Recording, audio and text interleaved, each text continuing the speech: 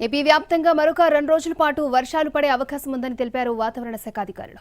దక్షిణ కొంకన్, గోవా తీరానికి ఆనుకుని తూర్పు అరేబియా సముద్రంలో అల్పపీడన ప్రాంతం ఏర్పడిందన్నారు.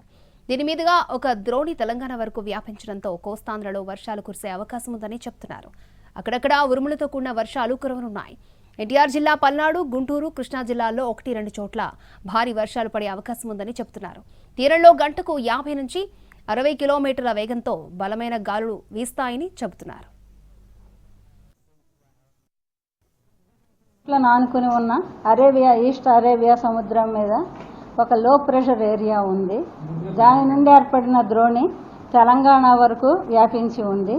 వాటి ప్రభావంతో మనకి కోస్తాలో అక్కడక్కడ జల్లులు, ఉరుములతో కూడిన జల్లులు పడతాయి. 1-2 చోట్ల భారీ వర్షాలు కూడా పడే అవకాశం ఉంది. భారీ వర్షాలు పడే జిల్లాలు ఎన్టీఆర్, పల్నాడు, గుంటూరు, కృష్ణా.